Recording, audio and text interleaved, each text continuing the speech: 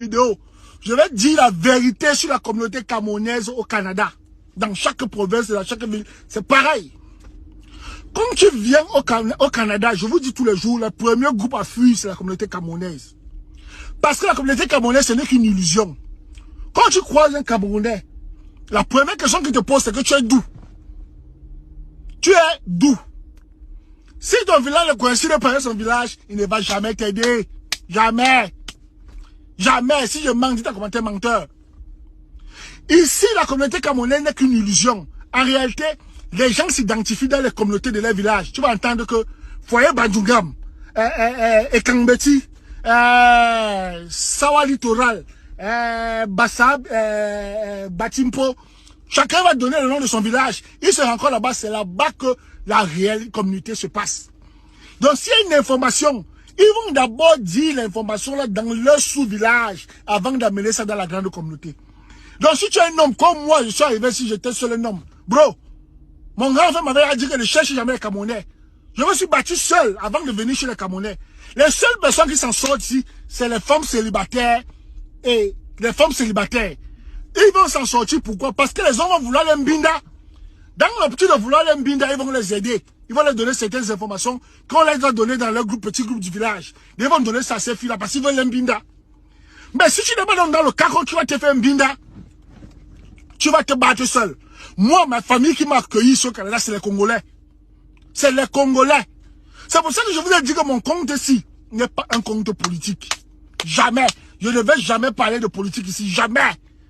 Je parle seulement de divertissement. Parce que les Camerounais s'identifient par leur sous-village au Canada. Si je mens, dis que Kinawa, tu es un menteur. Ils ne s'identifient pas. Ils viennent seulement à la communauté camerounaise pour faire les illusions. Maintenant, ils vont vouloir parler. Tout le monde veut parler qu'il aime tout le Cameroun. C'est faux. Chacun parle de son sous-village. Quand ils ont une opportunité de travail, c'est là dans leur sous-village qu'ils partent l'information. Ils ont le groupe WhatsApp qui concerne leur sous-village. Ce n'est pas quand ils viennent. Quand cherche le groupe camerounais qui n'appartient pas au sous-village, vous avez eu quelle information là-bas? Même où on prend les choses gratuites, vous avez dit là-bas. Non, ils se disent ça dans leur sous-village. Lorsque personne ne veut ça dans le sous-village, qu'on amène l'information dans la communauté. Donc aujourd'hui, je ne peux pas parler des affaires du Cameroun. Au Canada, c'est faux. Je ne peux pas parler. Hein? Continuons dans nos sous-villages. Voilà. Donc, ce que vous semez, récoltez ça aujourd'hui. Donc, les gars, moi, Kinawa, je ne suis pas dans les affaires de politique. Il y avait un enseignant qui nous disait que l'arbre commence toujours à pourrir par la tête. L'arbre commence toujours à pourrir par la tête. Et c'est ce que le Cameroun est en train de vivre. Il faisait allusion ici à ceux qui nous dirigent. Oui. Pour retracer la petite histoire, nous sommes en plein contentieux électoral en 2018. Nos hommes politiques se livrent à un vilain petit jeu où chacun essaie un peu de branler son groupe d'appartenance et crie au scandale que s'il appartenait à tel groupe, certainement il aura tel avantage ou X avantage. Comme le peuple ne peut que copier ce que la tête dit ou la tête pense, le peuple a copié bêtement ce qui s'est passé ce jour-là. Ça a créé des ramifications très très profondes. Ça a des conséquences graves. Comptez de 2018 à 2026.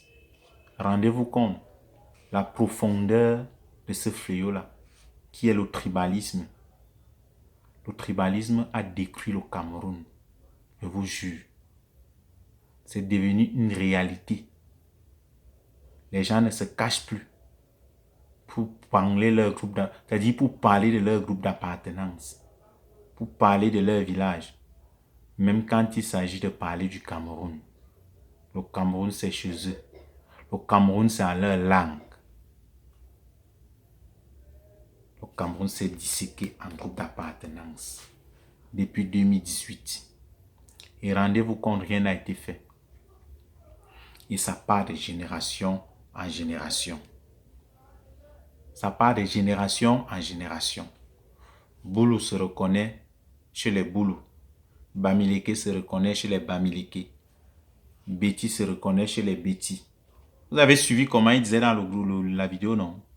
C'est-à-dire que même si c'est quoi, les gars vont d'abord rentrer dans leur groupe d'appartenance. Et c'est là-bas que tout va se jouer. Si ce n'est pas important, c'est là où on va ramener à la communauté. Ils sont à l'extérieur du Cameroun. Rendez-vous compte.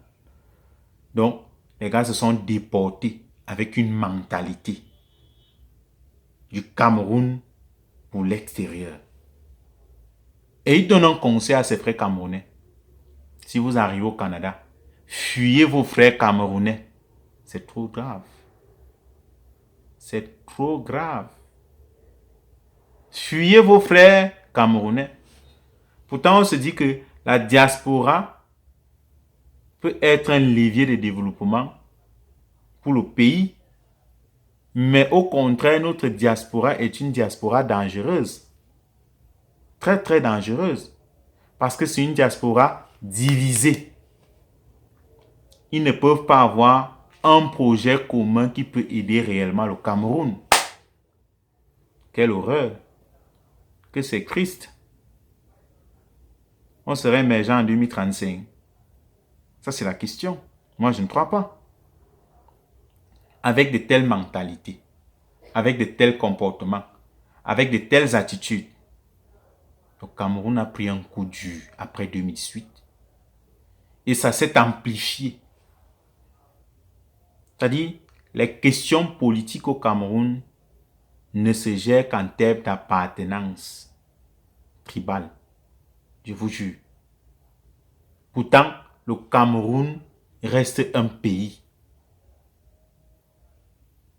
Mais un pays disséqué en groupe d'appartenance. Et les gens se plaisent dans ça. C'est chaque groupe d'appartenance qui souhaite imposer son hégémonie. Le Cameroun fonctionne en clan. Clan divisé. Ce sont des guerres d'ego permanentes. On a oublié l'essentiel. L'essentiel qui est de construire notre pays. Si vous allez bien remarquer, suivez un peu l'actualité au Cameroun, vous allez vous rendre compte que c'est toujours une guerre de personnes qui alimente l'actualité du Cameroun. Tel s'oppose à tel, tel s'oppose à tel, tel s'oppose à tel, tel s'oppose à tel, tel s'oppose à tel. À quel moment on parle vraiment des gros challenges, des projets, des réalisations qui interpellent tous les Camerounais? À quel moment? Et c'est devenu normal parce que c'est notre quotidien. Quand nous on tape les débats, on parle en termes de personnes. On ne parle pas en termes d'idées. On débat sur les personnes chez nous. Tel est plus fort que tel. Tel peut faire quoi tel. Parce que là où tel est là, il a le pouvoir de faire ça. L'autre ne peut pas le faire. Il est plus fort que lui. Pour ceux qui suivent un peu l'actualité du Cameroun, savent de quoi est-ce que je parle. C'est une triste réalité, n'est-ce pas? C'est notre réalité à nous. Le mal est hyper profond. Et ceux qui nous dirigent, jusque-là, n'ont rien fait. Ils se plaisent même, je crois bien, dans ça. Parce que ça les bénéficie. Je vous jure, ils se plaisent dans ce phénomène, car ça les bénéficie. Mais, est-ce réellement ça aide le Cameroun à se construire?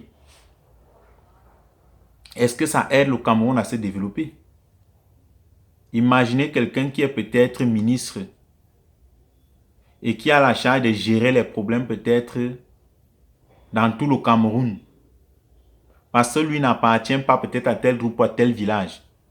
Avec un phénomène pareil, est-ce que la personne peut réellement, à part dans leur groupe de copinage, les clans, qui peut avoir vraiment, je vais dire quoi, il peut avoir de la sympathie de demander qu'on réalise un projet dans un village? Moi, je ne crois pas.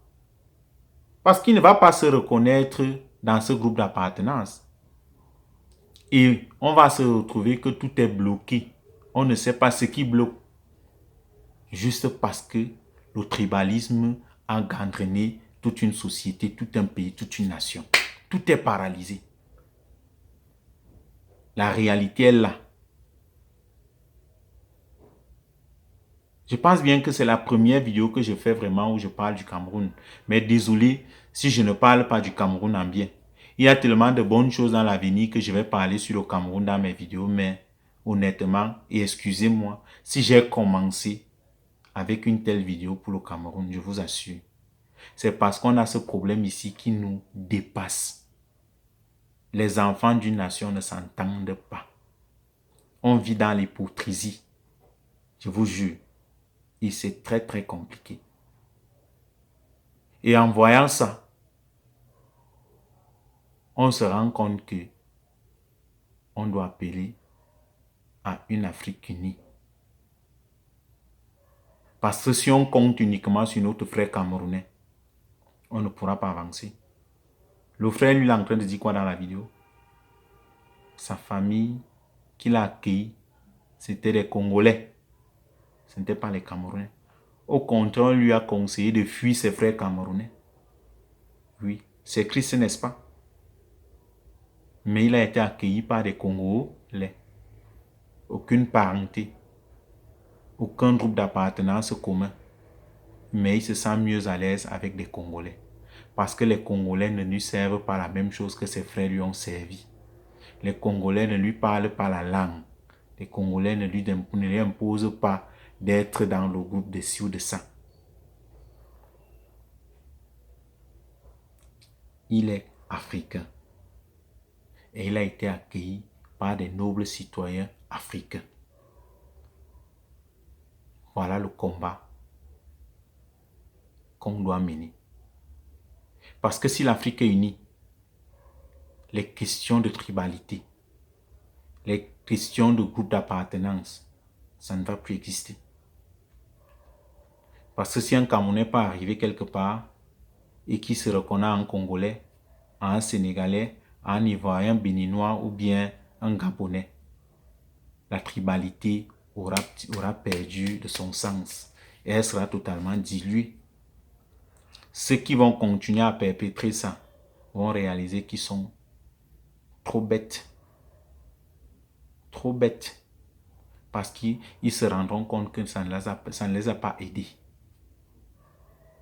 Oui. Et ça ne pourra jamais les aider.